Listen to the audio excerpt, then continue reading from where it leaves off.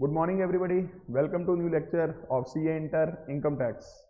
Last lecture में आपने मेरे पास सेक्शन 6(1) ये वाला जो कंडीशंस थी इसकी आपने प्रैक्टिस करी थी। ये पेज नंबर ना आपका है 42 पेज पे ना एक सेक्शन वाइज स्टडी बना के दी हुई है मैंने आपको, और ये थोड़ा समराइज करके लिखा हुआ है सारा कुछ। यानी सेक्शन 6(1) में बेसिकली क्या लिखा हुआ है वो यहाँ पे समरी फॉर्म में मैंने लिखा हुआ है।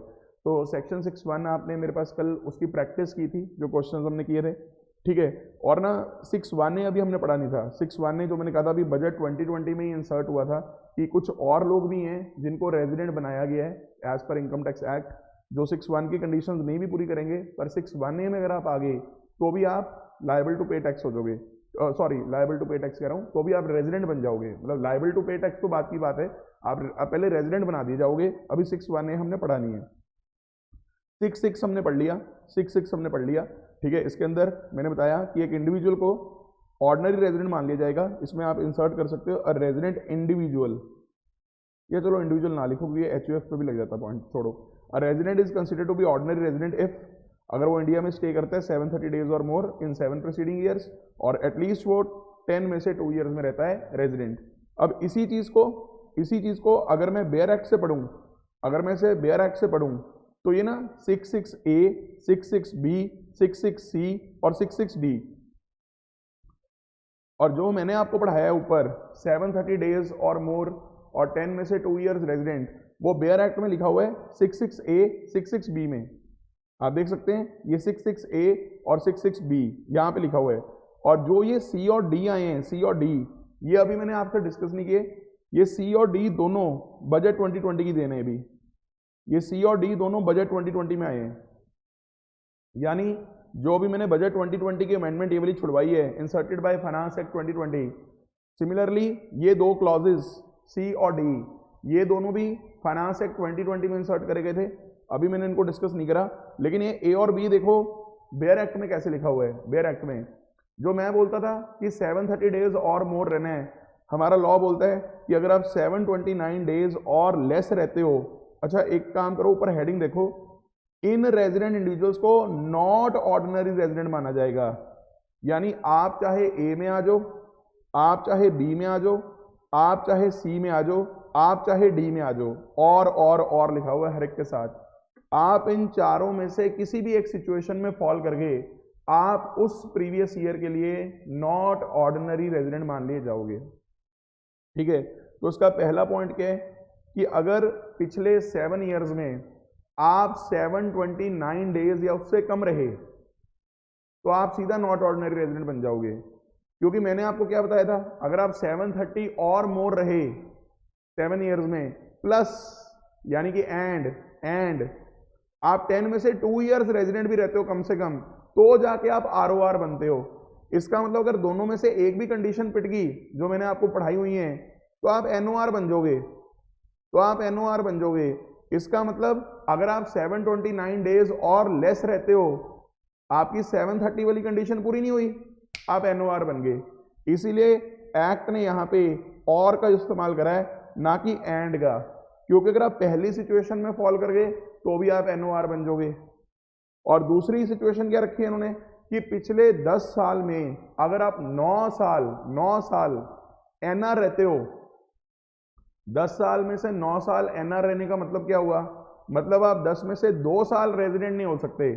क्योंकि अगर 10 में से 9 ईयर्स आप NR हो, इट मीन्स आप 10 ईयर्स में 2 ईयर्स रेजिडेंट नहीं हो सकते। इसका मतलब मेरी बताई हुई जो एडिशनल कंडीशन नंबर 2 थी वो आप पूरी नहीं कर पाओगे, और जैसे ही एडिशनल कंडीशन 2 आपकी पूरी नहीं होगी आप फिर से NOR बन जाओगे। इसलिए जो बात मैंने आपको बताई है और जो बात बेयर एक्ट में लिखी हुई है, दोनों का जो इंटरप्रिटेशन आएगा या दोनों का जो एप्लीकेशन आएगा वो सेम आएगा। लेकिन मैंने आपको ये वाला क्यों सिखाया है, बेयर एक्ट वाला भी, क्योंकि कई बार क्या होता है जो सजेस्टेड आंसर आता है या जो स्टडी मटेरियल में लिखा होता है वो उन्होंने इसके हिसाब से लिखा होता है, कई बार बेयर एक्ट के हिसाब से। तो कई बार बच्चे कंफ्यूज ना हो जाएं कि यार ये क्या लिखा हुआ है, हमने तो 730 और मोर पढ़ा था, हमने तो उन दोनों में एंड पढ़ा था, यहाँ पे और लिखा हुआ है, ये 729 का लिखा हुआ है, हमने 10 में से 2 पढ़ा था, ये 10 में से 9 कह रहा है। लेकिन अगर आप गौर करेंगे तो मेरे हिसाब से जो मैंने आपको पढ़ाया है और जो यहाँ पे लिखा हुआ है बिल्कुल सेम है। अगर आपको मेरी ये बात समझ में आ रही है तो फटाफट से एक बार थम्स अप कीजिए ये सी और डी के आगे बजट 2020 लिख लीजिएगा, बजट 2020 भी लिख सकते हो या फाइनेंस एक्ट 2020 भी लिख सकते हो, फाइनेंस एक्ट 2020, क्योंकि बजट का ही पार्ट है फाइनेंस एक्ट 2020। अभी ये मैंने आपको पढ़ाया नहीं सी और डी। अगर यहां तक की बात आपको ए और बी अगर क्लियर है तो फटाफट से थम्स अप कीजिएगा, फिर मैं आगे बढ़ता हूं, क्लियर है, बहुत ही बढ़िया, बहुत ही बढ़िया, बहुत अच्छे, बिल्कुल ठीक है। तो इसी से रिलेटेड एक सवाल था हमारे पास, एग्जाम्पल नंबर 2 नहीं, एग्जाम्पल 2 नहीं, एग्जाम्पल नंबर 3, एग्जाम्पल नंबर 3 है आपके पेज नंबर 48 पे, ठीक है। एग्जाम्पल 3 आपके पेज नंबर है 48 पे, ठीक है जी। सुनिएगा एग्जाम्पल क्या बोलता है, ध्यान दीजिएगा सारे बच्चे। मैंने कहा था इस क्वेश्चन में बच्चों ने एक छोटी सी सिली मिस्टेक करी थी, बता देता हूं क्या। मिस बिंदु एक नॉन रेजिडेंट है, वैसे तो ना क्वेश्चन बड़ा फनी है, पहले लिख दिया नॉन रेजिडेंट, फिर बोलते हैं एंड में रेजिडेंशियल स्टेटस निकालो, मतलब उसका रेजिडेंशियल स्टेटस निकालो। ये नॉन रेजिडेंट इन्होंने ऑर्डिनरी इंग्लिश, प्लेन इंग्लिश में लिखा हुआ है, क्योंकि ये मिस बिंदु काफ़ी सालों से 1991 से न्यूयॉर्क में ही सेटल्ड हैं, तो उसको उन्होंने नाम एनआर दे दिया। और अब ये इंडिया वापस आ गई हैं और आई हैं 19 फेब को, और परमानेंट सेटलमेंट के लिए आ गई इंडिया में, परमानेंट सेटलमेंट के लिए आ गई इंडिया में। क्वेश्चन 4 मार्क्स का है और बिल्कुल सीधा क्वेश्चन है, कहता है रेजिडेंशियल स्टेटस निकाल दो, रेजिडेंशियल स्टेटस निकाल दो। मैं बताता हूँ बच्चों ने सिली मिस्टेक क्या करी। बच्चा कहता अच्छा 19 फरवरी को वापस आई हैं आंटी, 19 फेब को वापस आई है ना, इसका मतलब तो 19 फेब को अगर वो वापस आई हैं और 2020 बच्चा कहता चलो लीप ईयर है, तो फेब में 29 डेज हुए, तो 29 माइनस 19 10 डेज, और एक +1 और करना पड़ता है क्योंकि 19 इसमें एक्सक्लूड हो गया, तो 11 डेज फेब के और 31 डेज मार्च के, तो ये बन गए 42 डेज, लगभग 42 डेज वो इंडिया में रही हैं। तो भाई वो तो इंडिया की नॉन रेजिडेंट बन गई, क्यों? क्योंकि ना तो उन्होंने बेसिक कंडीशन 1 पूरी करी, ना बेसिक कंडीशन 2 पूरी करी। और आप यकीन मानो ये गलती कई बच्चों ने कर दी, क्योंकि उन्होंने ईयर ध्यान से नहीं पढ़ा। भाई 19 फेब 2020 को वापस आ गई हैं वो, ये तो प्रीवियस ईयर 1920 है। आपसे क्वेश्चन पता है, प्रीवियस ईयर 1920 का स्टेटस नहीं मांग रहा, वो आपसे असेसमेंट ईयर 22-23 का स्टेटस मांग रहा है, असेसमेंट ईयर 22-23 का। तो मेरे प्यारे बच्चों, अगर असेसमेंट ईयर 22-23 का वो स्टेटस मांग रहा है, इसका मतलब वो प्रीवियस ईयर 21-22 के डेज पूछेगा ना आपसे, वो डेज देखने ना आपने, और वो तो इंडिया में परमानेंटली आ गई हैं, तो पूरे प्रीवियस ईयर 21-22 में वो तो इंडिया में ही रही होंगी। बच्चा गलती क्या करता है, होप आपको समझ में आ रहा होगा। 19 फेब को देख के बच्चा सिर्फ फेब और मार्च के दिन गिन के बैठ जाता है, वो तो पुरानी बात है जब वो इंडिया वापस आई हैं। तो इस क्वेश्चन में तो भैया सीधा लिखना है आपने कि वो पूरे के पूरे साल इंडिया में रही हैं प्रीवियस ईयर 21-22 में, और जैसी बेसिक कंडीशन 1 पूरी हो जाती है आप एडिशनल कंडीशन चेक करोगे। अब एडिशनल कंडीशन जब हम चेक करेंगे तो आप देखिए प्रीवियस ईयर 2021 में तो रेजिडेंट रही होंगी, क्योंकि पिछला साल भी वो इंडिया में रही थी पूरे साल, क्योंकि 21-22 में भी वो इंडिया में रही हैं, 2021 में भी इंडिया में रही हैं। आई थी वो वापस 1920 में, 1920 में वो सिर्फ इतने दिन रही हैं जो मैं आपको बता रहा था, 31 + 11 ये बना कितना, और 365 पहले का, तो 407 डेज हो गया। यानी कि प्रीवियस ईयर 2021 में तो वो रेजिडेंट थी, ठीक है, और 7 ईयर्स में वो सिर्फ 407 डेज रही हैं। 407 डेज इन्होंने कैसे निकाला, 365 डेज पिछला साल पूरा, और ये 31 और 11 उससे पहले जो रही हैं वो, तो बोथ द एडिशनल कंडीशंस उसकी एनओआर की पूरी हो गई हैं। वैसे तो अगर वो एक भी कंडीशन एनओआर की पूरी कर लेती, क्योंकि आज मैंने आपको सिखाई दिया कि ये एनओआर की जो कंडीशंस हैं इन दोनों में से एक भी अगर वो पूरी कर लेती तो वो एनओआर बन जाती। वो दोनों कंडीशंस ही पूरी कर रही हैं एनओआर की, एक तो वो 730 डेज भी नहीं रह रही, मतलब 729 डेज और लेस रह रही हैं, और दूसरा वो 10 में से 9 ईयर्स नॉन रेजिडेंट रह रही हैं, क्योंकि वो सिर्फ 1 ईयर ही रेजिडेंट बन रही हैं पिछले साल में। अगर आपको ये क्वेश्चन क्रिस्टल क्लियर है, और अगर आपसे ये गलती हुई थी ईयर वाली, मतलब कि 19 फेब 2020 पे आपने ध्यान नहीं दिया था, तो ईमानदारी से मेरे को कमेंट सेक्शन में बता दो, क्या आपको ये क्वेश्चन अब पूरी तरह से क्लियर है कंडीशंस के साथ। कंडीशंस मैंने आज डिस्कस कर दिए हैं प्रॉपरली 6 वाली। फटाफट से बता दीजिए कि आपको ये क्वेश्चन क्लियर है, और अगर आपकी कोई गलती हुई है वो भी आप कमेंट सेक्शन में बता सकते हैं जल्दी से, फिर हम आगे बढ़ेंगे। क्या स्टेटस रहा आपके इस क्वेश्चन का? ठीक था, बहुत बढ़िया, पहला आंसर ठीक था। बच्चा कह रहा है बिल्कुल ठीक, हमने सोच लिया सर 1920 के हिसाब से। बाकी बच्चे क्या स्टेटस था भाई बता दो। एक्चुअल में जब हम एग्जामिनेशन के प्रेशर में होते हैं ना, जब हम एग्जाम दे रहे होते हैं, तब माहौल थोड़ा अलग ही होता है। तो कुछ गलतियां ऐसी एग्जाम में जाके होती हैं, और होती सिली मिस्टेक्स हैं, वो कॉन्सेप्ट को लेके कोई प्रॉब्लम नहीं होती है, लेकिन बच्चा सिर्फ और सिर्फ थोड़ा आप कह लो नर्वसनेस कह लो या थोड़ी जल्दबाजी कह लो, वहां इस तरह की गलतियां होती हैं। तो एग्जामिनेशन के लिए आपको पहले इस तरह के कई क्वेश्चन प्रैक्टिस करके रखने हैं। ठीक है जी, ठीक है, काफी बच्चों ने सही कर लिया था, बहुत बढ़िया, बहुत ही बढ़िया, बहुत ही बढ़िया, बहुत ही बढ़िया। तो ये एग्जाम्पल हमारा डिस्कस हो गया। ठीक है जी, सभी के कमेंट आने शुरू हो गए, मैक्सिमम बच्चों ने ये आंसर सही किया है, बहुत बढ़िया। तो ये एग्जाम्पल क्लियर है जी आप सबका। एग्जाम्पल 4, तान्या जी कह रही हैं सर 7 ईयर्स 21 22 से पहले काउंट करेंगे? जी हाँ, जो हमारा प्रीवियस ईयर होता है उससे जस्ट इमीडिएटली प्रीसीडिंग, हर जगह लैंग्वेज यही है, immediately preceding the previous year. Immediately preceding, preceding होता है पीछे वाले, और इमीडिएटली होते हैं साथ के साथ।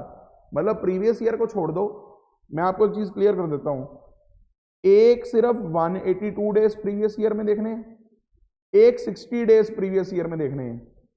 ये बस बेसिक कंडीशन 1 में ये पॉइंट था और बेसिक कंडीशन 2 में ये पॉइंट था। इसके अलावा जितना भी कॉन्सेप्ट है इस रेजिडेंशियल स्टेटस में, एक तो 365 डेज वाला 4 साल वाला, वो प्रीवियस ईयर का नहीं, प्रीवियस ईयर से पिछले लेने हैं 4।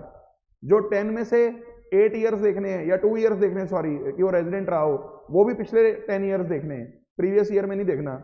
और जो हमारा 7 ईयर्स में 730 डेज और मोर रहना है, वो भी आपने प्रीसीडिंग ईयर्स देखने हैं, उसमें प्रीवियस ईयर नहीं देखना। सिर्फ प्रीवियस ईयर ये 2 जगह पे देखना है आपने, सिर्फ ये 2 जगह पे आपने प्रीवियस ईयर देखना है, दैट्स इट। आई होप सभी बच्चों का क्लियर होगा। हरप्रीत जी कह रहे हैं सर लेकिन एक लाइन में डाउट है। पूछिए सर क्या डाउट है, जल्दी से पूछिएगा। आई होप बाकी सबको ये क्वेश्चन क्लियर होगा। और एक बात और, पेपर में जाके दोनों प्रोविजंस को मिक्स ना कर देना। पता लगे एक कंडीशन आप 729 डेज और लेस वाली लिख रहे हो, और एक कंडीशन 10 में से 9 ईयर्स वाली लिख रहे हो। दोनों में से कोई भी लिखना, पर दोनों एक जैसी लिखना। या तो मेरी वाली लिख देना 10 ईयर्स में 2 ईयर्स रेजिडेंट एंड 7 ईयर्स में 730 डेज और मोर, या तो ये लिख के आना, या फिर बेयर एक्ट वाली लिख के आना 7 ईयर्स में 729 डेज और लेस, और 10 में से 9 ईयर्स नॉन रेजिडेंट। सर आपने हमें बेयर एक्ट वाली क्यों नहीं सिखाई? उसका भी एक लॉजिक देता हूं। जो मेरी वाली कंडीशंस आपको मैं सिखाता हूं, उसमें आपको सिर्फ 10 में से 2 ईयर्स चेक करने पड़ते हैं, जबकि इसमें आपको 9 ईयर्स चेक, मतलब 10 में से आपको 9 ईयर्स में देखना पड़ेगा कि कहां कहां कहां कहां वो एनआर बन रहा है, यहां बन रहा है, यहां बन रहा है, यहां बन रहा है, यहां। तो आपको 9 पॉइंट चेक करने पड़ेंगे, मतलब 9 बार देख, मतलब बार बार कैलकुलेशन नहीं करनी पड़ेगी, बट स्टिल मतलब वो 9 पॉइंट्स का ध्यान रखना ज्यादा मुश्किल होता है। 10 में से 2 तो आपको जैसे ही दिखता है आप बोल देते हो ठीक है कंडीशन पूरी होगी, ये फर्क है बस उसके अंदर। बच्चा पूछ रहा है सर लास्ट पैराग्राफ में लिखा है प्रीवियस ईयर 2021 में रेजिडेंट, प्रीवियस ईयर 2021 में। हाँ आप देखो ना, समझे नहीं आप क्वेश्चन, टाइमलाइन बना लिया करो, जब भी ऐसा क्वेश्चन आए टाइमलाइन बना लो। मैं बताता हूं, ये 1/4/20 है, ये 31 मार्च 21 है, और ये 31 मार्च 22 है। वो मैडम जो आंटी है ना, बिंदु आंटी, वो यहां पे वापस आई हैं फेब 20 में, फेब 20 में वो वापस आ गई हैं। ठीक है, तो आप सोचो परमानेंट अगर वो इंडिया आ गई हैं तो यहां तो सारा साल वो इंडिया रही, तो यहां तो वो रेजिडेंट बनी गई 2021 में, और यहां भी वो सारा साल इंडिया रही, तो यहां भी वो रेजिडेंट बन गई हैं। तो 2021 और 21-22 इन दोनों में तो वो रेजिडेंट है, लेकिन क्योंकि इससे पहले वो परमानेंटली बाहर थी, तो जब आप नोटिस करोगे तो आपको पता लगेगा कि जिस प्रीवियस ईयर का आप स्टेटस निकाल रहे हो, जिस प्रीवियस ईयर का आप स्टेटस निकाल रहे हो, उससे पिछले जो 10 ईयर्स हैं, उनमें वो सिर्फ एक ही ईयर में रेजिडेंट रही है, बाकी 9 ईयर्स में वो नॉन रेजिडेंट रही हैं। ठीक है, आई होप आपको क्लियर हो गया होगा। जी सर बिल्कुल क्लियर है, मैसेज आपका आ गया है, बहुत ही बढ़िया, बहुत ही बढ़िया, बहुत बहुत बहुत ही बढ़िया। आइए एग्जाम्पल नंबर 4 पे। एग्जाम्पल नंबर 4 आई होप आपने ट्राई करा होगा। मैं काम करता हूँ, पहले फटाफट से प्रीवियस ईयर लिखवा देता हूँ, ठीक है। प्रीवियस ईयर 2021-22 से हमें चलना होगा। 2020-21, 19-20, 18-19, 17-18, ठीक है। 17-18 के बाद 16-17, 15-16, 14-15 और 13-14। आई होप ईयर्स मैंने ठीक लिखे हैं, आप एक बार चेक कर लेना। मैं डेज भी एक बार लिख रहा हूँ। 13-14 से शुरू करते थे ना हम, सबसे नीचे से। 7 जुलाई को वो आए हैं और डिपार्चर होगी, और यहाँ भी फर्स्ट टाइम आए होंगे पक्का। Has come to India for the first time, यानी इससे पहले तो वो इंडिया कभी आए नहीं, ठीक है। तो मैं डेज एक बार ना नोट कर रहा हूँ, आप एक बार ना डेज चेक कर लेना क्या आपके भी सही निकले। मेरे पास जो डेज आ रहे हैं, मैंने जो लिखे हुए हैं यहाँ पे आ रहे हैं 212 डेज। चेक कर लेना भाई एक बार। अब मैं प्लस प्लस करके नहीं लिखा रहा, आप बस एक बार चेक कर लेना। यहाँ डैश है, यहाँ डैश है, यहाँ 139 है, ठीक है। एक बार मैं यहाँ चेक कर लेता हूँ। मेरा ख्याल यहाँ पे 140 हो सकते हैं आपके, शायद लीप ईयर का चक्कर पड़ रहा होगा, ठीक है। एक बार चेक कर लेना। उसके बाद ये वाला 139 चेक करके बता देना मुझे कि लीप ईयर का चक्कर तो नहीं। 223, 247 और 138 ये डेज आ रहे हैं जी मेरे पास। आप एक बार चेक कर लीजिए, कहीं पे एक आधे दिन का फर्क हो सकता है वो लीप ईयर की वजह से, क्योंकि पिछले साल वाले दिन लिखे हुए मैंने। आप एक बार चेक करके बता दो मुझे कि आपके भी ये डेज आगे थे। फटाफट से बता दो, अगर सारे डेज मेरे सही हैं तो एक बार फटाफट से थम्स अप कर दो। तब तक मैं चेक करना स्टार्ट करता हूँ। बेसिक कंडीशन 1 2 1 2 1 2 1 2 1 2 1 2, हर जगह बेसिक कंडीशन 2 चेक करते थे ना, 1 और 2। भाई फटाफट से बताओ। 16-17 में बच्चा कह रहा है 138, 16-17 में। अच्छा, पिछली बार लीप ईयर की वजह से वो 15-16 हो गया ना लास्ट ईयर, तो कोई बात नहीं, वो लास्ट ईयर एक दिन ज़्यादा गिना होगा, 138 हो गया, ठीक है जी, ठीक है, कोई बात नहीं, समझ गए, सही कह रहे हो आप, 138 होगा यहाँ। तो पहले केस में, पहले ईयर में बेसिक कंडीशन 1 तो पूरी नहीं हो रही, पहले केस में बेसिक कंडीशन 1 तो पूरी नहीं हो रही। चेक करो क्या बेसिक कंडीशन 2 पूरी हो रही है। 60 days in previous year and 365 days, yes sir. 365 कौन से ईयर्स में देखोगे, ये 4 ईयर्स में, ये 4 ईयर्स में, ये 4 ईयर्स में। आई होप आपको मेरी बात समझ में आ रही है। तो बेसिक कंडीशन 2 तो पूरी होगी, बेसिक कंडीशन 2 तो पूरी होगी, यहाँ बेसिक कंडीशन 1 पूरी होगी। पर क्या पिछले 4 साल में 365 डेज रह रहा है वो? क्या पिछले 4 साल में 365 डेज रह रहा है वो? लग रहा है जी, बिल्कुल नहीं। एक मिनट, 223 और हाँ रह जाएगा, यानी कि यहाँ भी बेसिक कंडीशन 2 पूरी होगी। बेसिक कंडीशन 1 यहाँ पूरी होगी पर 2 पूरी नहीं हो रही। बेसिक कंडीशन 1 भी पूरी नहीं हो रही, 2 भी पूरी नहीं हो रही। बेसिक कंडीशन 1 भी पूरी नहीं हो रही, 2 भी पूरी नहीं हो रही। 1 पूरी नहीं हो रही, 2 भी पूरी नहीं हो रही। 1 भी पूरी नहीं हो रही, 2 भी पूरी नहीं हो रही। 1 भी पूरी नहीं हो रही, 2 भी पूरी नहीं हो रही। 1 पूरी हो रही है, 2 पूरी नहीं हो रही। देखो जी, क्या सारे कांटे टिक सही हैं आपके? चेक कर लो एक बारी, चेक कर लीजिए भी एक बार। 2019-20 में बच्चा कह रहा है 224 डेज आएंगे। ओके जी, इसको करेक्ट कर लेते हैं, हालांकि फर्क नहीं पड़ेगा आंसर में कोई। 224 डेज कर लेते हैं, ये भी लीप ईयर का चक्कर है, नो दिक्कत, नो दिक्कत। कर दिया जी, कर दिया, सही कर दिया, आपका हुक्म सिर मत्थे है जी। 224 डेज, ओके जी, ठीक कर दिया। आप एक बार कंडीशंस चेक कर लो, क्या आपकी भी कंडीशंस इस तरह से कांटे टिक बजे हुए हैं, देख लो एक बारी। जी सर जी, अगर कुछ चेंज हुआ तो बताना भाई, मैं आगे बढ़ रहा हूँ। एडिशनल कंडीशन ए बी, चलो तब तक मैं लिख रहा हूँ, तब तक आप चेक कर लो। A B A B A B A B A B A B A B A B A B A B A B A B और ए बी और ए बी। बहुत ही बढ़िया, बहुत ही बढ़िया, बहुत ही बढ़िया। चलिए अब एक काम करते हैं, जहां तो ना बेसिक कंडीशन 1 पूरी हुई ना 2 पूरी हुई, वहां तो आपको एडिशनल कंडीशंस चेक ही नहीं करनी। जैसे यहां चेक नहीं करनी, यहां चेक नहीं करनी, यहां चेक नहीं करनी, यहां चेक नहीं करनी, यहां चेक नहीं करनी। तो ये स्टेटस तो पहले ही लिख देता हूं मैं, एनआर एनआर एनआर एनआर और एनआर। ये स्टेटस तो सारे एनआर हो गए। जहां बेसिक कंडीशंस ही पूरी नहीं हो रही दोनों में से कोई भी, वो तो पक्का पक्का एनआर है। ठीक है, अब हम चेक करते हैं पहला जो हमारा सबसे लेटेस्ट ईयर है। एक तो पिछले 7 ईयर्स में 730 डेज और मोर, ठीक है, 1 2 3 4 5 6 7, ठीक है। तो ये 200 और 200 400 500 600 नहीं, मुझे नहीं लगता 730 डेज बनेंगे, तो ये क्रॉस हो जाएगा। एक कंडीशन पूरी नहीं हो रही 730 डेज वाली, पर क्या वो पिछले 10 में से 2 ईयर्स रेजिडेंट रहा है? तो आपको नजर आएगा, नोटिस करो, इस साल में भी वो रेजिडेंट बन रहा है, इस साल में भी रेजिडेंट बन रहा है, बस 2 पे ही रुक गए हम। यही मैं आपको बता रहा था, वहां आपको 9 साल चेक करने पड़ते हैं, यहां मैं 2 पे ही रुक गया, 10 में से 2 पूरे हो गए, बस ठीक है, मैंने एडिशनल कंडीशन बी पे टिक लगा दिया। हालांकि उससे फर्क नहीं पड़ेगा क्योंकि स्टेटस मेरा एनओआर ही आएगा। स्टेटस एनओआर क्यों आएगा? क्योंकि भाई एडिशनल कंडीशन ए पूरी नहीं हो रही, बी पूरी हो रही है, मेरे को आरओआर बनाने के लिए दोनों कंडीशंस पूरी करनी थी। आई होप आपको क्लियर है। अगले वाले केस में 730 डेज तो बन नहीं रहे मेरे हिसाब से, नहीं शायद बन जाएंगे, देख लेते हैं एक बार, मेरे को बताओ फटाफट 730 डेज बन रहे हैं क्या?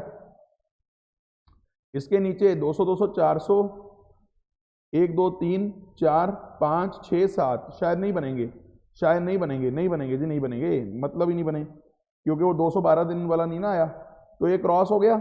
लेकिन क्या 10 में से 2 ईयर्स, 10 में से 2 ईयर्स, एक तो यहां मेरे को रेजिडेंट दिख रहा है बंदा पिछले ईयर में, और एक मेरे को यहां भी रेजिडेंट दिख रहा है, तो एडिशनल कंडीशन बी पूरी हो रही है, बी पूरी हो रही है, बी पूरी हो रही है, ठीक है जी। पर यहां भी एनओआर ही बनेगा, अफसोस की बात है, क्योंकि दोनों एडिशनल कंडीशंस पूरी नहीं हुई। अब हम नेक्स्ट ईयर पे आते हैं। भाई क्या पिछले 7 ईयर्स में, क्या पिछले 7 ईयर्स में 1 2 3 4 5 6 1 2 3 4 5 6 7 200 200 400, मेरा ख्याल यहाँ भी नहीं पूरी हो रही, 700 दिन बनेंगे ही नहीं भाई, ठीक है ये। और 10 में से 2 ईयर्स वाली कंडीशन भी पड़ गई अब तो, 10 में से 2 ईयर्स वाली कंडीशन भी पड़ गई अब तो, ठीक है, तो ये भी बन गया एनओआर। और लास्ट में तो पक्का ही एनओआर बनेगा, लास्ट में तो पक्का ही एनओआर बनेगा। आप एक बार चेक कर लो क्या सारे ईयर्स आपके करेक्ट हैं, अगर कुछ चेंज है तो मेरे को बताइए। आई होप आप सबने अच्छे से इसको ट्राई करा होगा घर पे, पहले डेज निकाले होंगे अच्छे से। फटाफट से देख के थम्स अप कर दीजिए कि आपका आंसर सही है या नहीं है। मेरे तक आपका पैगाम पहुंच जाना चाहिए कि आपको ये क्लियर है या नहीं है, फटाफट से।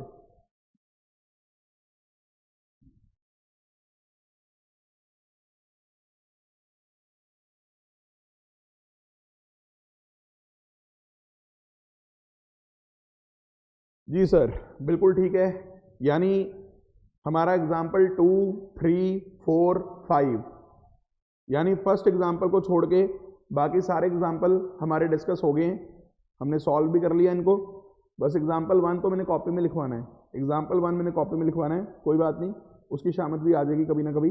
अभी फिलहाल हम 1-2 चीज़ें और करेंगे। एग्जाम्पल 2 3 4 5 आई होप सभी का क्लियर है। जी सर, बिल्कुल क्लियर है, ठीक है जी। अब क्या करना है सुनिएगा, पेज नंबर आइएगा, पेज नंबर आइएगा, आप कहाँ आएंगे? पेज नंबर आइए 45 पे, पेज नंबर 45 पे आएंगे, पेज नंबर 45 पे आएंगे, ठीक है। यहाँ आपको एक सेक्शन नजर आएगा, सेक्शन 61A, सेक्शन 61A, और हमने यहाँ पे मेंशन किया है इंसर्टेड बाय फाइनेंस एक्ट 2020, यानी ये बजट 2020 में लेकर आए थे निर्मला सीतारमन जी, फाइनेंस मिनिस्टर वही हैं। वैसे तो आज 2 फेब 2022 है, जैसे कि आप जानते हैं, कल ही अभी बजट 22 भी पेश हुआ है, बजट 22 भी पेश हुआ है। तो वैसे तो बजट 22 मैंने पहले भी बताया है, बजट 2022 हमारे एग्जाम के लिए रेलिवेंट नहीं है, नवंबर 2022 के एग्जाम के लिए वो रेलिवेंट नहीं है। हम जो तैयारी कर रहे हैं वो बजट 2021 के हिसाब से कर रहे हैं, ठीक है। बट बजट 2021 में जो अमेंडमेंट्स आई हैं वो भी मैंने इसी तरह इनकॉर्पोरेट करी होंगी नोट्स में, जैसे ये बजट 2020 की इनकॉर्पोरेट करी हुई है, ठीक है। यहाँ पे आपके रेलिवेंट जगह पे जिस टॉपिक में जाके अमेंडमेंट आती है वहां पे जाके हम इनकॉर्पोरेट कर देते हैं। बट क्योंकि कल बजट आया है तो मुझे लगता है थोड़ा सा बच्चों को पता होना चाहिए। अगर आप देखिए तो यहाँ पे मैंने आपके सामने एक वेबसाइट ओपन कर दी है, वेबसाइट का नाम है indiabudget.gov.in, if you are able to see. India budget .gov.in सबसे ऊपर आपको ये लिखा मिलेगा एड्रेस बार में। ये ऑफिशियल वेबसाइट है जहां बजट रिलेटेड गवर्नमेंट की सारी पब्लिकेशंस कह लीजिए या सारे डॉक्यूमेंट्स कह लीजिए आपको यहाँ मिलते हैं, ठीक है। तो अगर आप देखो यहाँ पे लेफ्ट साइड पे ये फाइनेंस मिनिस्टर स्पीच करके एक वर्ड फाइल पड़ी हुई है, यानी आपने देखा होगा अगर किसी बच्चे ने कल का बजट देखा है तो ये पहला डिजिटल बजट था, मतलब इन्होंने पेपर से नहीं पढ़ा। आपने देखा होगा सीतारमन जी ने टैब, मतलब शायद वो आईपैड ही था if I am not wrong, तो आईपैड या कोई ना कोई टैब था, बहुत मतलब अच्छा ही होगा ऑब्वियसली, तो वहां से वो रीड कर रहे थे सारे का सारा। तो जो उन्होंने रीड करा है पूरा उसकी ये वर्ड फाइल पड़ी हुई है यहाँ पे, स्पीच इन इंग्लिश, वो सारी की सारी स्पीच यहाँ पे आपके पास पड़ी है वर्ड फाइल, ठीक है।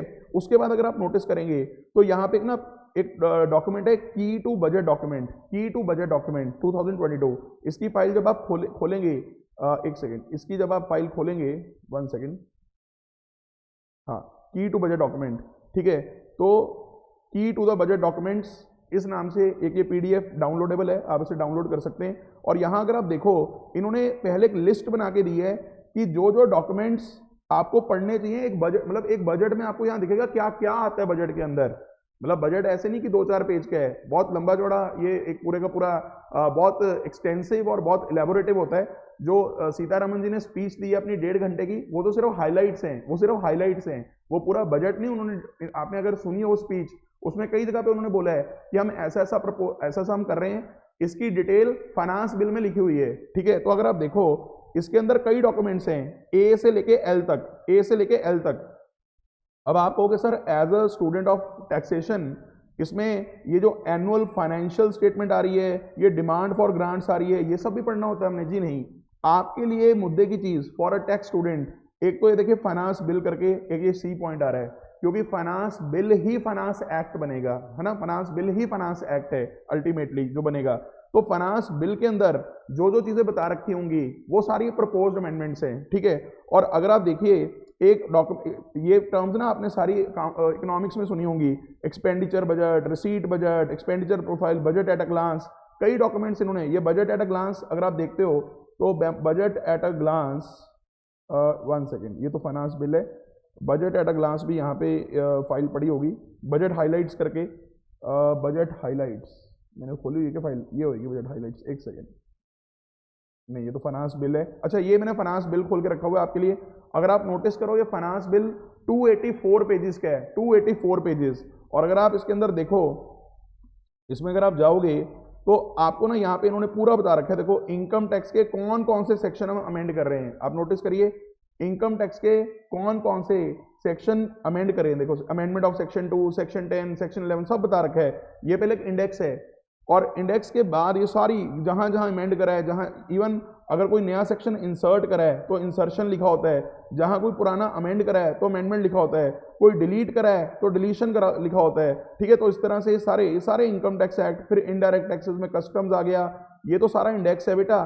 फिर एक एक करके आप हर एक पॉइंट को पढ़ सकते हो। जैसे यहाँ पे आ गया फाइनेंस बिल और इसको हम बोलेंगे फाइनेंस एक्ट, और यहाँ से अब आपके देखो इनकम टैक्स की अमेंडमेंट स्टार्ट आनी शुरू हो गई हैं। ये तो खैर पहले पार्ट 1 में मैंने आपको बताया था पुराने रेट्स ही दिए होते हैं, तो काफ़ी पेज तो इसी के निकल जाते हैं, ये पुराने रेट सारे जो दे रखे हैं, क्योंकि पार्ट 1 में मैंने आपको बताया था पुराने रेट्स होते हैं, शुरू में ये बातें की थी हमने।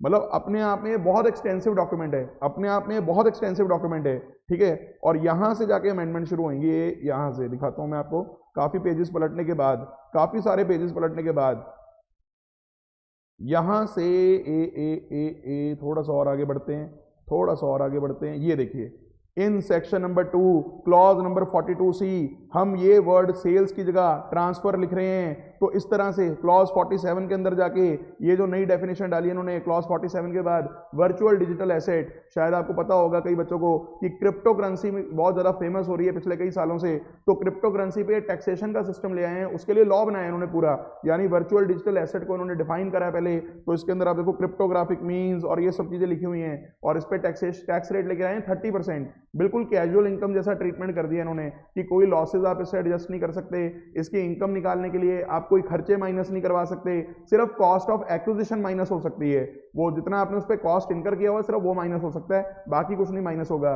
कोई लॉसेज इससे सेट ऑफ नहीं होंगे, कोई डेफिशिएंसी इससे एडजस्ट नहीं होगी, कोई डिडक्शन इसमें से अलाउ नहीं होगी, कैजुअल इनकम जैसी टैक्सेशन। मतलब मैं आपको ये बताना चाह रहा हूं, जब आपकी एक भी अमेंडमेंट आती है कोई, इसकी पूरी इलेबोरेटिव डॉक्यूमेंटेशन तैयार होती है। यानी जो फाइनेंस मिनिस्टर अपनी स्पीच में बोलते हैं वो इतना इलेबोरेटिव नहीं समझाते चीजों को, सारी इलेबोरेशन आपको फाइनेंस बिल, फाइनेंस एक्ट, वहां जाके चीजें मिलती हैं आपको, ठीक है। और एक एक चीज क्लॉज बाय क्लॉज इन्होंने डिफाइन करी होती है। और इवन आपको मैं थोड़ा सा और दिखाता हूँ, फाइनेंस बिल जब बहुत आगे जाओगे आप, सारा इसमें custom related, excise related, GST related सारी अमेंडमेंट्स हैं इसमें, इनकम टैक्स से रिलेटेड भी हैं, ठीक है, जो मैं आपको दिखाई रहा था। और एंड में जाके ना, बल्कि जो इन्होंने प्रपोज किया होता है, सबसे एंड में जाके आप देखो, ये थोड़ा आसान भाषा में भी लिखा होता है कि हम करना क्या चाह रहे हैं। यहाँ से मैं दिखाता हूँ आपको, इट इज प्रपोज करके लिखा होगा, वैसे तो लिखा ही हुआ है, देखो, it is propose to amend. जो ऊपर लिखा होता है वो बेयर एक्ट की लैंग्वेज थी, यहाँ पे इन्होंने थोड़ा सा इजी लैंग्वेज में लिखा होता है एंड में जाके। ये वैसे सारी चीजें एज अ सीए स्टूडेंट आपको पता होनी चाहिए, लेकिन प्रॉब्लम ये है ना, आज की डेट में बच्चे भी शॉर्टकट्स मांगते होते हैं कि हमें बस एक जगह से पढ़ा दो सारा कुछ, हमें इधर उधर मत लेके जाओ। पर चलो, एज अ प्रोफेशनल कल को आपको इन चीज़ों की जरूरत पड़ेगी, क्योंकि यहाँ से तो पढ़ना पड़ेगा आपको अल्टीमेटली, साथ में बुक्स भी रेफर करोगे पर यहाँ से भी आपको पढ़ना पड़ेगा, ठीक है। मैं आपको दिखाता हूँ, ये देखिए, ए काफ़ी कुछ है, ठीक है, छोटा मोटा डॉक्यूमेंट नहीं है। एक सेकेंड,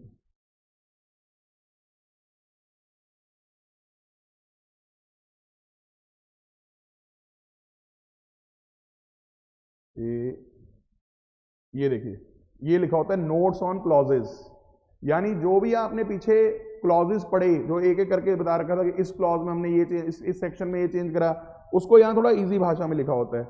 जैसे अब यही हम पढ़ रहे थे ना, वर्चुअल डिजिटल एसेट वाला, देखो, it is propose to insert a new clause of the said section to define the virtual digital asset. यहाँ पे रेपिटेटिव हो जाती है बात, लेकिन थोड़ी सी ना यहाँ पे बेयर एक्ट की लैंग्वेज कम लिख के थोड़ा सा उसकी वो भी बताता है कि इंटेंशन क्या है। और एक डॉक्यूमेंट ना और आता है फाइनेंस बिल के साथ, इसका नाम होता है memorandum explaining the provisions in finance bill. ये बड़ा काम का डॉक्यूमेंट होता है, इसमें ना उन्होंने रैशनल दिया होता है, रैशनल, कि जो हम लोग अमेंडमेंट्स लेकर आ रहे हैं फाइनेंस बिल के थ्रू, उसका रैशनल क्या है, मतलब उसका लॉजिक क्या है, why are we bringing this amendment, ठीक है, ये हम अमेंडमेंट्स क्यों लेके आ रहे हैं, हर अमेंडमेंट का रैशनल दिया होता है, जैसे मैं आपको एक चीज़ दिखाता हूँ यहाँ पे, अगर मैं अभी ओपन होती है यहाँ से, लेट मी सी, 1 सेकेंड,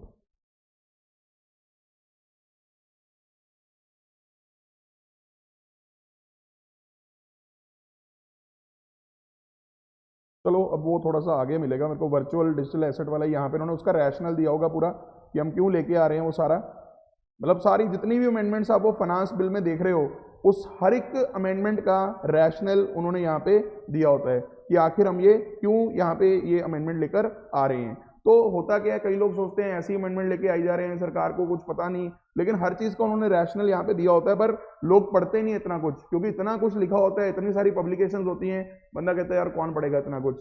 ये मैं सिर्फ आपको फॉर नॉलेज से थोड़ा बता रहा हूँ कि ऑफिशियल वेबसाइट पे indiabudget.gov.in पे ये आपको सब कुछ फ्री ऑफ कॉस्ट पीडीएफ्स वगैरह डाउनलोड हो जाती हैं। हालांकि अभी मैं मानता हूं कि आप इसे पढ़ना शुरू करोगे तो सारी चीज़ें अभी आपको समझ में नहीं आएंगी, ठीक है। यशविंदर सिंह जी पूछ रहे हैं, सर मिनिस्ट्री ऑफ फाइनेंस में भी क्या सीए होते हैं जो अल्टीमेटली पॉलिसी वगैरह बनाते हैं?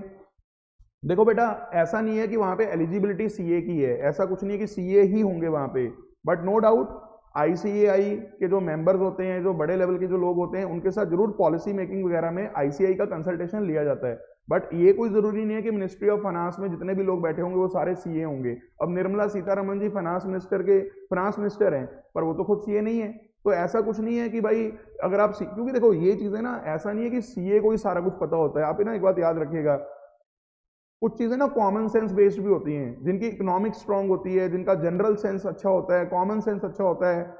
आप तभी नोटिस करना, बैंक्स वगैरह में अगर आपको जॉब चाहिए होती है ना, वो आपसे आपकी अकाउंटिंग और ये सब चीजें नहीं चेक करते, वो आपकी लॉजिकल रीजनिंग, आपकी कॉम्प्रीहेंशन, आपके राइटिंग स्किल्स, इसके अलावा आपकी जीके कैसी है, आपका कॉमन सेंस कैसा है, प्रॉब्लम सॉल्विंग टेक्निक्स कैसी हैं, इन चीजों पे फोकस ज्यादा है।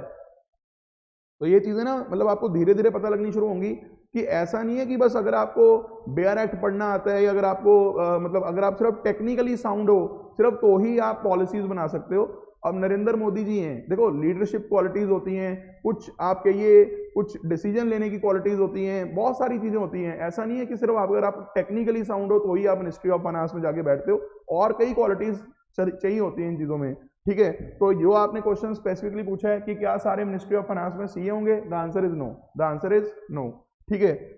तो आई होप आपको थोड़ी सी चीजें और पता लगी होंगी, क्योंकि ये बिल्कुल बर्निंग हॉट टॉपिक था, तो मुझे लगा कि थोड़ा सा आपको ये पता होनी चाहिए चीजें कि पब्लिकेशन सारी ऑफिशियल वेबसाइट्स पे होती हैं। नॉर्मली हम गूगल पे जाके क्या करते हैं, हम गूगल पे जाके ब्लॉग्स पढ़ना शुरू कर देते हैं, या हम लोग बस जो प्राइवेट लोगों ने लिखा होता है हम वो पढ़ना शुरू कर देते हैं। कई बार वो बायस्ड होते हैं, कई बार वो चीजें बायस्ड भी होती हैं, बट मैं हमेशा प्रेफर करता हूं कि ठीक है आप ब्लॉग्स वगैरह पढ़िए, इजी लैंग्वेज में समझिए, लेकिन साथ ही साथ ऑफिशियली जो गवर्नमेंट के डॉक्यूमेंट्स हैं, जो सरकारी कागज पत्र हैं, वो क्या चीजें बोल रही हैं, क्योंकि वहां आपको अनबायस्ड ओपिनियन मिलता है, वहां अनबायस्ड जो गवर्नमेंट की सोच है वो आपको पढ़ने को मिलती है। आई होप आपको मेरी ये बात क्लियर है। But yes, these things are way too time consuming, way too sincerity आपको चाहिए इसके अंदर इन सारी चीजों को पढ़ने में, ठीक है। I hope I have made my self clear. ये थोड़ा सा मैंने बस इसलिए आपको बताया। और एक छोटी सी बात आपको और बताता हूं, आपको याद होगा हमने एक टॉपिक किया था कि सरचार्ज का रेट 37% या 25% वाला हम लोग LTCG 112A पे नहीं लगाएंगे,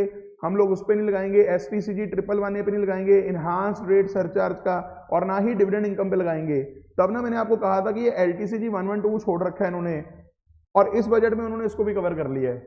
तो मेरे को बड़ा अच्छा लगता है जब ना कुछ चीजें जिनका लॉजिक नहीं होता कि इसे क्यों छोड़ रखा है, हमें भी मुश्किल होता है बच्चे को बताना कि यार क्यों छोड़ रखा है, जब अगले किसी बजट में जाके वो अमेंडमेंट हो जाती है कि सर अब इन्होंने क्लियर कर दिया कि जो LTCG 112 वाला है, जो LTCG 112 वाला है उस पर भी आप लोग 25% या 37% वाला सरचार्ज नहीं लगाएंगे उस इनकम के टैक्स के ऊपर। बट प्लीज ये जो मैं आपको अमेंडमेंट बता रहा हूं ये आपके एग्जाम के लिए रेलिवेंट नहीं है, ये आपके एग्जाम के लिए रेलिवेंट नहीं है। आई रिपीट माय वर्ड्स, ये जो अमेंडमेंट मैंने अभी आपको बताई है ये आपके एग्जाम के लिए रेलिवेंट नहीं है, नहीं है, नहीं है। अगर आपको ये बात मेरी सारी क्लियर हो रही है तो फटाफट से एक बार थम्स अप कीजिएगा, क्योंकि अब मैं वापस आऊंगा। मतलब इसका मतलब जो भी कोई अमेंडमेंट यहाँ मैं डाल रहा हूँ ना, फाइनेंस एक्ट 2020 हो, फाइनेंस एक्ट 2021 हो, उसके पीछे बहुत सारा बैकग्राउंड वर्क किया होता है। मेमोरेंडम एक्सप्लेनिंग भी होता है हर अमेंडमेंट का, मतलब उसमें एक्सप्लेन किया होता है कि क्यों हम ये अमेंडमेंट लेके आ रहे हैं, फाइनेंस बिल में वो लिखा होता है, और कई डॉक्यूमेंट्स बजट के अंदर आते हैं जो आपस में इंटरकनेक्टेड होते हैं। अगर आपको ये मेरी सारी बात क्लियर हो तो फटाफट से थम्स अप कीजिए, फिर हम आगे बढ़ते हैं, फिर हम आगे बढ़ते हैं। बिल्कुल बिल्कुल बिल्कुल, बहुत ही बढ़िया। बट प्लीज मैं समझता हूं आप अभी ये फर्स्ट टाइम सब्जेक्ट पढ़ रहे हैं, बट मुझे ऐसा लगता है कि आगे जाके, क्योंकि ना मैं आपको बताऊं हो क्या रहा है, सिर्फ बच्चों को इजी इजी चीजें करवा के बच्चे के एग्जाम क्लियर हो रहे हैं, सीए बच्चा बन रहा है। मैं आपको ऑनेस्टली बता रहा हूं, सीए करने के बाद भी कई बार बच्चों को ये finance act, finance bill, memorandum explaining इतना कुछ डिटेल में पता नहीं होता। तो अल्टीमेटली क्या होता है, कोचिंग लेके बच्चा क्लियर तो कर लेता है सीए, लेकिन बाद में कहीं ना कहीं उसे दिक्कत आती है लॉन्ग रन में जाके, ठीक है। तो ये मुझे लगता था कि मुझे क्लास में बताना चाहिए। Anyways, now let's come back to the topic. Page number 45 पे आइए, पेज नंबर 45 पे आइए, ठीक है। पहले मैं इसकी लैंग्वेज पढ़ता हूं कि यहाँ पे क्या लिखा हुआ है, फिर मैं आपको इसका थोड़ा रैशनल क्लियर करने की कोशिश करूंगा कि आखिर इसका रैशनल क्या है। रैशनल होता है लॉजिक पार्ट, कि भाई अगर कोई अमेंडमेंट ला रहे हो उसका क्या रैशनल है। रैशनल होता है ना इकोनॉमिक्स में, उसके एंड में ई लगता है, रैशनल, ठीक है। What is the logic, what is the justification in doing so, ठीक है। तो देखिए जरा क्या लिखा है, गौर कीजिएगा प्लीज, ध्यान से, बहुत ध्यान से, वरना ये अमेंडमेंट ऊपर से चली जाएगी आपके, और एग्जाम के लिए काफी इंपॉर्टेंट रहेगी ये, ठीक है। क्योंकि रेजिडेंशियल स्टेटस वाले चैप्टर में ना तो कोई बजट 21 में ज्यादा अमेंडमेंट्स हुई हैं, ना बजट 22 में कोई ज्यादा अमेंडमेंट्स हुई हैं, ठीक है। बजट 2020 की ये वाली अमेंडमेंट है इस चैप्टर की, जो मेरे हिसाब से इंपॉर्टेंट है, इंपॉर्टेंट कैटेगरी की अमेंडमेंट है। और आपके एग्जाम में अमेंडमेंट्स में से क्वेश्चन आते हैं, जो रिसेंट अमेंडमेंट्स हुई होती हैं, खासकर वो पर्टिकुलर फाइनेंस एक्ट जो लेटेस्ट आया होता है, जो आपके एग्जाम के लिए रेलिवेंट होता है। आई रिपीट, जो आपके एग्जाम के लिए रेलिवेंट होता है। लेटेस्ट का मतलब ये नहीं कि जो भी बजट 2022 आ गया उसमें से आपको क्वेश्चन आ जाएगा, उसमें से आपको क्वेश्चन नहीं पूछेंगे, ठीक है। या अगर पूछ भी लिया तो आपने उसका आंसर, जैसे अगर मान लो आज आपको क्वेश्चन आया था आपके पेपर में कि बताइए अगर कोई क्रिप्टो करेंसी होल्ड कर रहा है और उसको वो बेच रहा है, क्या उसके ऊपर टैक्स लगेगा? आप आंसर कहेंगे नहीं लगेगा। हालांकि आप कहोगे सर फाइनेंस एक्ट 22 में तो अमेंडमेंट आ गई, वो आपके एग्जाम के लिए रेलिवेंट नहीं है। हाँ, एक नोट लिख सकते हो कि एज पर latest finance act this has been covered under the ambit of taxation, वो एक अलग बात है। लेकिन आपका मेन आंसर एज पर फाइनेंस एक्ट 2021 होना चाहिए। आपका मेन आंसर एज पर फाइनेंस एक्ट 2021 की जो अमेंडमेंट्स हैं उसके हिसाब से आपका आंसर होना चाहिए। जी सर, बिल्कुल ठीक है। तो आइए शुरू करते हैं। अब कहता प्यारे बच्चों, अभी तक आपने ये सीखा था कि अगर कोई आदमी बेसिक कंडीशन 1 या बेसिक कंडीशन 2 पूरी कर दे, उसे हम इंडिया का रेजिडेंट बना देते हैं। अब कहता मेरी एक बात और सुनो, कहता नीचे लिखे लोगों को मैं डीम्ड रेजिडेंट मान लूंगा, डीम्ड रेजिडेंट।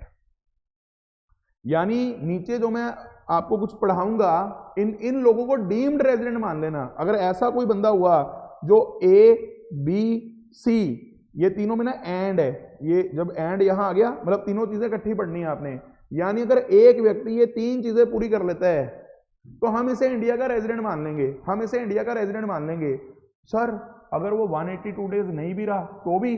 जी हाँ। सर अगर वो 60 डेज और मोर एंड 365 डेज और मोर नहीं भी रहा तो भी? जी हाँ, बिल्कुल बिल्कुल बिल्कुल बिल्कुल। लॉ का इंटेंट बाद में बताऊंगा, पहले पढ़ के देखते हैं लिखा क्या हुआ है। कहता क्या आप इंडिया के सिटीजन हो? मैंने कहा हाँ भाई मैं इंडिया का सिटीजन हूं। अब आपको कि सर इंडिया का सिटीजन कौन होता है? अब उसके लिए देखो एक अलग एक्ट बना हुआ है पूरा, सिटीजनशिप एक्ट। उसमें कई अलग अलग सर्कमस्टांसेस दे रखे हैं जिससे आप इंडिया के सिटीजन बन जाते हो।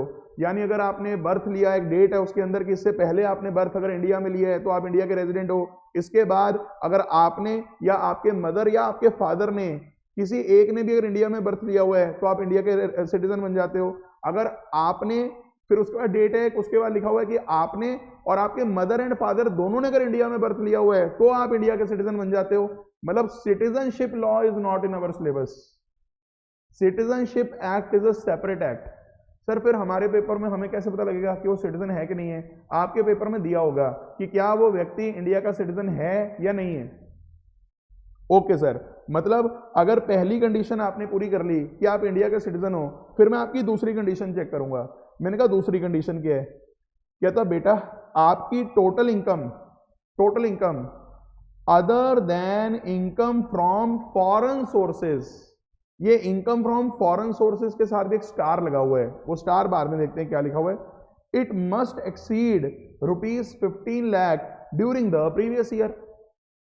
मतलब सर एक तो मैं इंडिया का सिटीजन हूं और दूसरा उसकी जो टोटल इनकम है फॉरेन सोर्सेज वाली इनकम छोड़ के, फॉरेन सोर्सेज वाली इनकम छोड़ के, यानी अगर मैं फॉरेन सोर्सेज वाली इनकम छोड़ रहा हूं मतलब मैं इंडियन इनकम की बात कर रहा हूं, मतलब मैं इंडियन इनकम की बात कर रहा हूं मेनली, क्योंकि फॉरेन सोर्सेज वाली इनकम जब मैंने छोड़ दी तो मेन इंडियन इनकम रहेगी।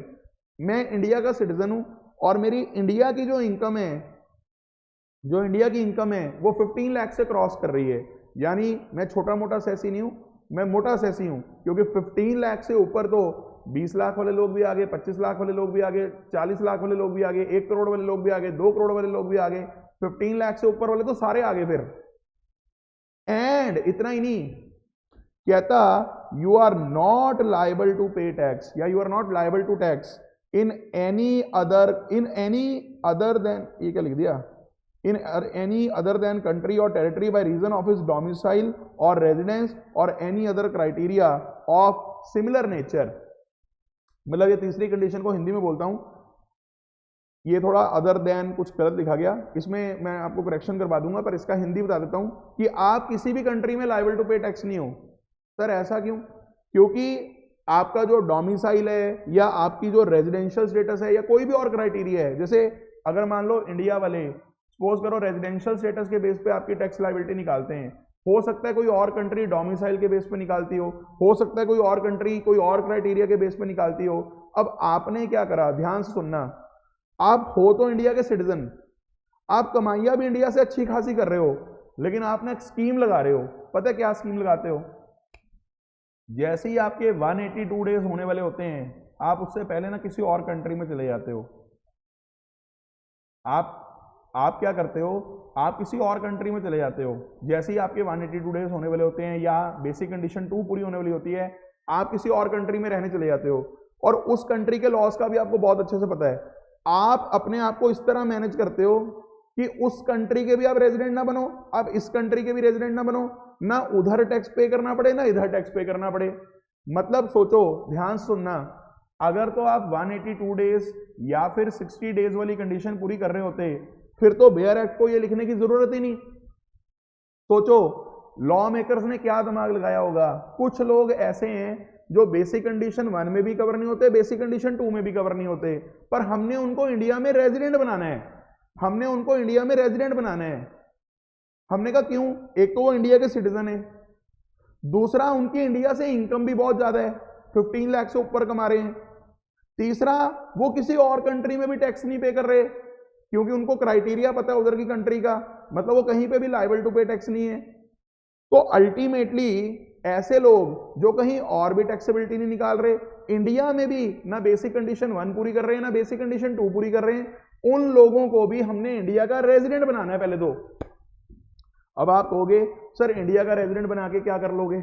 अब आप कहोगे सर इंडिया का अगर रेजिडेंट बना भी लिया, क्योंकि अगर आपने एक बात नोटिस की हो, ए बी सी, बस ये 3 कंडीशंस अगर आपने पूरी कर ली, अगर ये 3 कंडीशंस आपने पूरी कर ली, अगर आप इंडिया में 2 दिन भी रह रहे हो, अगर आप इंडिया में 4 दिन भी रह रहे हो, इंडिया में 6 दिन 10 दिन भी रह रहे हो, ना आपने बेसिक कंडीशन 1 पूरी करी ना 2 पूरी करी, आपका रेजिडेंशियल स्टेटस उस ईयर में रेजिडेंट निकल आएगा, आपका उस प्रीवियस ईयर में रेजिडेंशियल स्टेटस रेजिडेंट निकल आएगा। पहले ये क्लियर करो माइंड में। अब आप कहोगे सर इस आदमी को रेजिडेंट बना के करोगे क्या, प्रॉब्लम क्या आपकी? तो पहले ना मैं आपको ये बताता हूं, आप थोड़ा सा इस अमेंडमेंट को ना समझने में थोड़ा टाइम लगता है, थोड़ा इसको एक लिंक एक चीज से और होगा, फिर आपको मेरी बात ज्यादा बेटर क्लियर होगी। क्योंकि अभी मैंने आपको इसके अंदर एक बात और बतानी है कि जब इसने लिखा है other than income from foreign sources, इसने एक बात और लिखी है इसके साथ स्टार मार्क में, स्टार मार्क में एक बात और लिखी है। ठीक है, बताता हूं क्या है वो, 2 मिनट रुको। आप आइए पेज नंबर 42 पे, कंसंट्रेशन लेवल हाई रखना वरना बात ऊपर से चली जाएगी भाई। अब यहां पे मैं थोड़ी सी खिचड़ी पकाऊंगा, इधर उधर लेके जाऊंगा आपको, फिर मैं मेन टॉपिक पे आऊंगा। सुनिएगा, इसी बार के नोट्स में मैंने सबसे पहले ये वाला टॉपिक डाला है, क्विक ओवरव्यू, क्योंकि उस अमेंडमेंट को समझने के लिए पहले आपको इस चीज का ओवरव्यू लेना पड़ेगा। सुनिए ध्यान से भाई, 3 तरह के एसएससी हैं अभी हमने जो समझे हैं, एक तो आरओआर, एक एनओआर और एक एनआर। आरओआर, एनओआर और एनआर। वैसे मेरे को ये डर है पता नहीं अमेंडमेंट पूरी होगी कि नहीं होगी आज, क्योंकि समय का अभाव है, बट कोई बात नहीं, जल्दी शुरू करते हैं। मैं आपको मोटा मोटा समझाता हूं। देखो 3 तरह की इनकम्स होती हैं, जैसे 3 तरह के एसएससी हैं, आरओआर, एनओआर और एनआर, 3 तरह की इनकम्स हैं। पहली इनकम कौन सी है? जो एक्रू राइज इंडिया में कर रही है। आप इंडिया में जॉब कर रहे हो, आप इंडिया में बिजनेस कर रहे हो, आप इंडिया में एसेट बेच रहे हो, उससे जो इनकम आएगी वो एक्रू राइजिंग इन इंडिया है। इसके कुछ केस ऐसे भी हैं जहां लॉ डीम्ड मान लेता है कि एक्रू राइज इन इंडिया है, वो मैं बाद में बताऊंगा। पर मेरे को फटाफट से कमेंट सेक्शन में बताओ, जो इनकम एक्रू राइज इंडिया में हो रही है, क्या वो इंडियन इनकम हुई, फॉरेन इनकम हुई? जो एक्रू राइज इंडिया में हो रही है, क्या वो इंडियन इनकम हुई, फॉरेन इनकम हुई? एकम जी कह रहे हैं सर कहां कहा है कि एक दिन भी रहना इंपॉर्टेंट है। मैं कह रहा हूं ना भी रहा हो, अगर वो एक दिन भी नहीं रह रहा, बस वो सिटीजन इंडिया का होना चाहिए। वो 3 कंडीशंस पूरी कर लो बस, सिटीजन इंडिया का है, दूसरा 15 लाख से ऊपर इनकम है इंडिया की, और तीसरा वो कहीं और लायबल टू पे टैक्स नहीं है। बस वो 3 कंडीशंस पूरी करनी है, ठीक है? तो ये इंडियन इनकम है, जो एक्रू राइज इंडिया में हो रही है वो तो इंडियन इनकम है, कोई दिक्कत ही नहीं, बिल्कुल ठीक है। अच्छा, दूसरी इनकम देखो, कहता है एक्रू राइज कहीं भी हुई हो लेकिन रिसीव इंडिया में होगी। भाई आप जॉब बाहर कर रहे हो लेकिन आपने बैंक अकाउंट इंडिया में खोला हुआ है और सैलरी सीधा इंडिया के अकाउंट में आ गई, सैलरी सीधा इंडिया के अकाउंट में आ गई, उसे लॉ बोलता है ये इनकम आपकी रिसीव्ड इन इंडिया है, ये इनकम आपकी रिसीव्ड इन इंडिया है। इसे भी लॉ इंडियन इनकम बोल के चलता है। सर पर ये कमाई तो बाहर है, कोई बात नहीं बेटा, आपने रिसीव सीधा इंडिया में कर ली, आपने रिसीव सीधा इंडिया में कर ली, ये भी आपकी इंडियन इनकम है, ध्यान दीजिएगा। और सिर्फ तीसरी कैटेगरी, जो इस कैटेगरी के जो नाम है, ये होती है फॉरेन इनकम।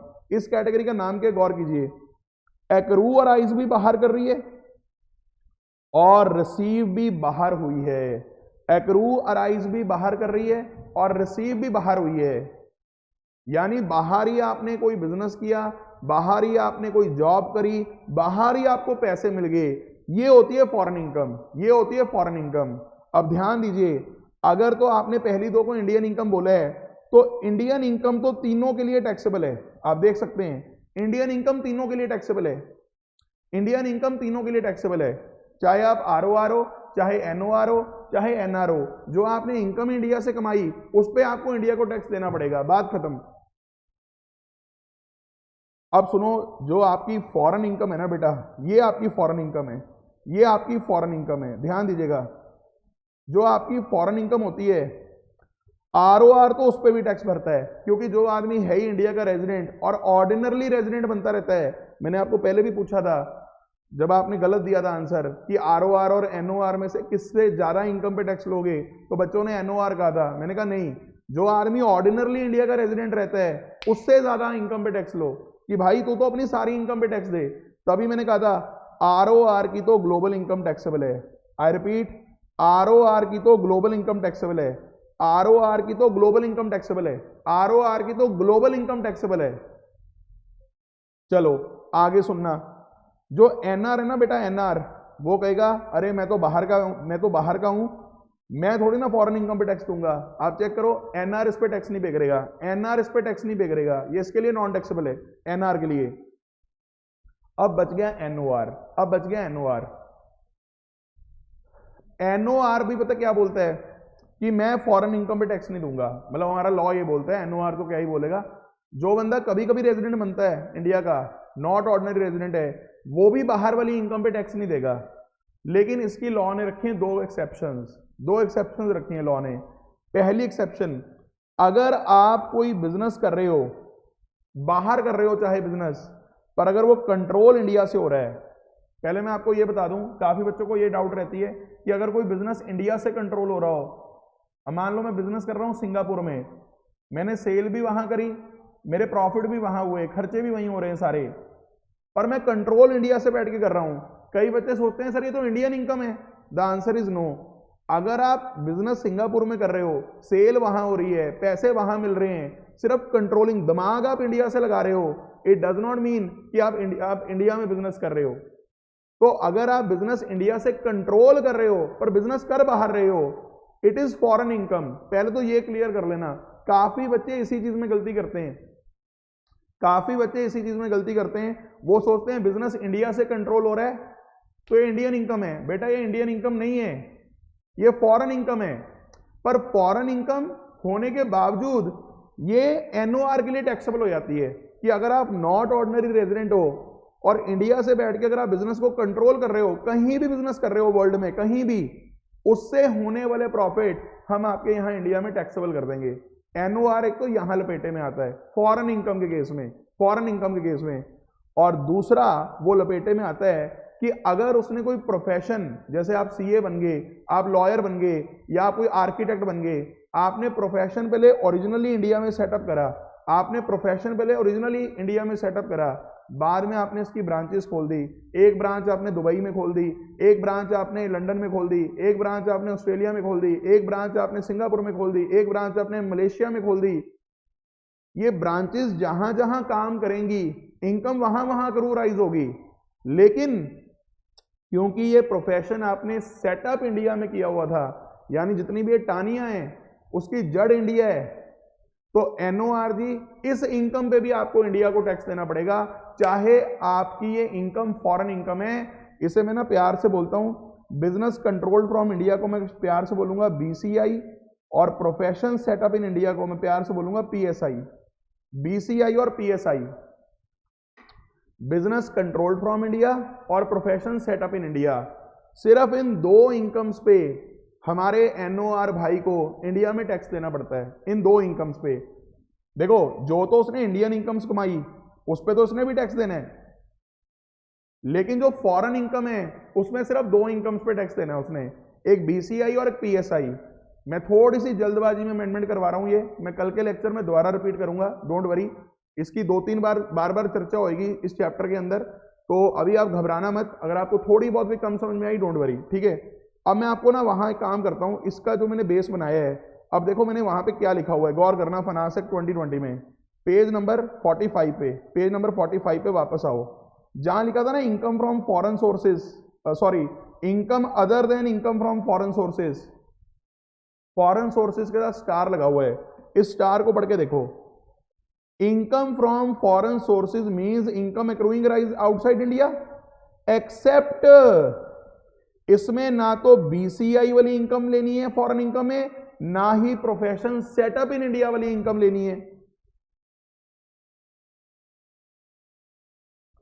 यानी फॉरेन सोर्सेज की इनकम में आप सारी वो इनकम लोगे जो एक्रू राइज आउटसाइड इंडिया कर रही है, जिसे हम लोग इंडिया में एक्रू राइज नहीं मान रहे।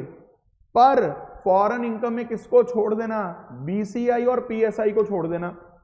अब आप कहोगे सर कमाल कर रहे हो, अभी तो आप कह रहे थे कि इंडिया से अगर आप कंट्रोल करते हो बिजनेस, उसकी इनकम फॉरेन इनकम होती है, लेकिन इस प्रोविजन के लिए बेटा, इस प्रोविजन के लिए ये इनकम फॉरेन इनकम नहीं मानी गई। मतलब जब आपने इनकम निकालनी है ना, ये वाली income other than income from foreign sources, तब आपने बीसीआई और पीएसआई वाली इनकम को भी इंडियन इनकम मान के चलना है, इस प्रोविजन के लिए, सिर्फ इस प्रोविजन के लिए। सलोनी जी पूछ रहे हैं सर जहां जहां ब्रांचेस खोली वहां भी टैक्स देना पड़ेगा। बेटा वहां की बात वहां की सरकार से करेंगे, अभी बीच में मिक्स ना करो। पहले ये बड़ा ऊपर का कंसेप्ट है थोड़ा, ये इसको समझ लो पहले आप। वहां की बात वहां की गवर्नमेंट के साथ करेंगे, सुनना आप ध्यान से। मैं आपको ना एक छोटी सी बात हिंदी में बताता हूं, फिर कल पढ़ाऊंगा मैं आपको इसे, सुनना ध्यान से। एक्चुअल में इनकी नजर में ना वो लोग रड़क रहे थे जो इंडिया के रेजिडेंट नहीं बनते थे और इंडिया से बिजनेस कंट्रोल और वो सब करते थे, प्रोफेशन सेटअप इन इंडिया करके या बिजनेस कंट्रोल इंडिया से करके कमाइयां करते थे। बन जाते थे वो नॉन रेजिडेंट, बन जाते थे वो नॉन रेजिडेंट। यहां पे जब वो एनआर बन गए, जब वो एनआर बन गए, जब वो एनआर बन गए, तो उनकी ये वाली इनकम टैक्सेबल नहीं होती थी, फॉरेन इनकम कोई भी टैक्सेबल नहीं होती थी। तो इन्होंने लॉ में पता क्या अमेंडमेंट करी, पहले तो इन लोगों को रेजिडेंट बनाया, पहले तो इन लोगों को रेजिडेंट बनाया जो लोग इंडिया से इनकम अच्छी खासी कमा रहे हैं और बीसीआई और पीएसआई भी कर रहे हैं, बीसीआई और पीएसआई भी कर रहे हैं। लेकिन मैं अब एक चीज और बताता हूं, लॉ की ना रियल इंटेंट ये नहीं थी कि इन लोगों को रेजिडेंट बना के इनको ऑर्डिनरी रेजिडेंट भी बनाना है। लॉ का रियल इंटेंट सिर्फ इतना था कि ऐसे लोग जो इंडिया के रेजिडेंट बनते नहीं पर बीसीआई पीएसआई कर रहे हैं वो, अब सुनो ध्यान से, अगर वो इंडिया का रेजिडेंट नहीं बनता फिर तो नॉन रेजिडेंट बन जाता है, और नॉन रेजिडेंट तो कभी भी फॉरेन इनकम पे टैक्स नहीं देता, नॉन रेजिडेंट तो कभी भी फॉरेन इनकम पे टैक्स नहीं देता। तो लॉ मेकर ने पता क्या करा, पहले एक प्रोविजन डाली जिसमें लिखा कि इनको बनाओ रेजिडेंट, इनको बनाओ रेजिडेंट, इनको बनाओ रेजिडेंट पहले तो, और फिर आपको पता है एक अमेंडमेंट और करी लॉ मेकर ने, वो अमेंडमेंट जाके करी सेक्शन 66 में, सेक्शन 66 में एडिशनल कंडीशंस वाला, और 66D में जाके लिख दिया ये आदमी हमेशा नॉट ऑर्डिनरी रेजिडेंट बनेगा इंडिया में, ये हमेशा बंदा नॉट ऑर्डिनरी रेजिडेंट बनेगा, हमेशा नॉट ऑर्डिनरी रेजिडेंट बनेगा ये वाला आदमी। यानी लॉ का इंटेंट बड़ा क्लियर है कि इन लोगों को जिनको मैंने इस प्रोविजन में घेरा करा है, रेजिडेंट बनाया है, उनको हमेशा एनओआर ही बनाना, कभी भी आरओआर ना बनाना, क्योंकि लॉ का इंटेंट सिर्फ पता क्या था, इन लोगों को एनओआर बनाऊं और इनका बीसीआई और पीएसआई वो टैक्सेबल करूं इंडिया में। क्योंकि अभी मैंने आपको पढ़ाया कि एनओआर के लिए बीसीआई और पीएसआई टैक्सेबल होता है, एनओआर के लिए फॉरेन इनकम में। एक बात और बताता हूं सर, बीसीआई पीएसआई के अलावा अगर और कोई इंडियन इनकम हुई, बेटा और कोई इंडियन इनकम अगर होगी ना, उससे तो वैसे ही फर्क नहीं पड़ता, क्योंकि आप चाहे एनआर हो, चाहे एनओआर हो, चाहे आरओआर हो, इंडियन इनकम पे तो वैसे ही टैक्स भरना है आपने। इंडियन इनकम को टैक्सेबल करने के लिए नहीं इन्होंने प्रोविजन रखी, दिमाग लगाओ, इंडियन इनकम तो वैसे ही टैक्सेबल है, चाहे आप आरओआर हो, चाहे एनओआर हो, चाहे एनआर हो। प्रॉब्लम इनको सिर्फ किसमें आ रही थी कि कुछ लोग इंडिया के रेजिडेंट भी नहीं बनते, कमाइयां भी मोटी कर रहे हैं, बीसीआई पीएसआई भी कर रहे हैं, क्योंकि लॉ का इंटेंट सिर्फ बीसीआई और पीएसआई को टैक्सेबल करना था। तो इन्होंने ये क्लियर कर दिया कि आपकी बाकी जो बाहर की इनकम है उस पर हम टैक्स नहीं लेंगे, क्योंकि आपको एनओआर बना रहे हैं। अगर इनको आरओआर बना दिया होता ना, अगर इनको आरओआर बना दिया होता फिर तो इनकी ग्लोबल इनकम टैक्सेबल हो जाती, फिर तो इनकी ग्लोबल इनकम टैक्सेबल हो जाती अगर आप इनको आरओआर बना लेते यहां। अभी इसमें एक और अमेंडमेंट हुई है लास्ट ईयर ही कि ये लायबल टू पे टैक्स का मतलब क्या होता है ये भी आप पढ़ लेना, मैं अभी से नहीं पढ़ा रहा, आपने इसको एक बार फिर से पढ़ना, कोई बात नहीं। अभी इस पॉइंट की चर्चा इस चैप्टर में 2-3 बार अलग अलग जगह पे होगी, सो डोंट वरी, ठीक है। अगर इसको ROR बना लेते तो ये प्रॉब्लम होती, ये ऐसी रौला पाता, ये बोलता एक तो मैं आपकी बेसिक कंडीशंस भी पूरी नहीं कर रहा, एक तो जबरदस्ती आप मेरे को रेजिडेंट बना रहे हो इस साल का, ऊपर से आप मेरे को ROR भी बना रहे हो पिछले साल चेक करके, तो ROR बना के तो मेरी ग्लोबल इनकम टैक्सेबल होगी। तो लॉ मेकर कहता नहीं नहीं नहीं नहीं, इतना कहर नहीं ढाना, थोड़ा थोड़ा आराम से चलो, पहले से रेजिडेंट बनाओ, फिर इसकी एडिशनल कंडीशंस मत चेक करो। पिछली कंडीशन में चाहे पिछले 7 साल में ये 730 दिन भी रहा हो, चाहे ये 10 में से 2 साल भी रेजिडेंट रहा हो, फिर भी इसको ROR मत बनाना। इसको रेजिडेंट बना रहे हैं, पर रेजिडेंट बनाने का मेन पर्पस ये है कि इसकी हमें फॉरेन इनकम में BCI और PSI टैक्सेबल करनी है, बाकी फॉरेन इनकम टैक्सेबल नहीं करनी इसकी हमने इंडिया में। तो बड़ी धमाकेदार अमेंडमेंट है।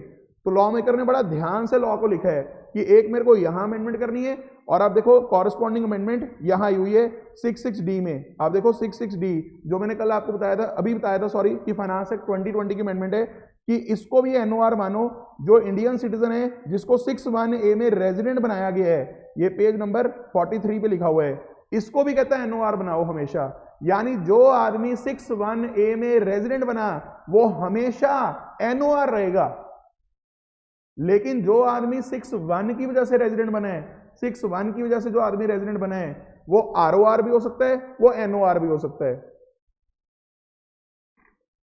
तो आई होप आपको ये अमेंडमेंट अभी 70-80% समझ में आ गई होगी। 100% नहीं भी समझ में आई जिनको, डोंट वरी, इसकी हम लोग अभी प्रैक्टिस करेंगे। इसका एक मैं क्वेश्चन भी करवाऊंगा कल आपको, फिर इसकी चर्चा मैं फिर से करूंगा 66C पढ़ाते हुए, 66D पढ़ाते हुए, ये पॉइंट अभी रिपीट होगा, so don't worry at all, ठीक है। ये एग्जांपल आज आप घर पे करिए, ये एग्जांपल आज आप घर पे करिए,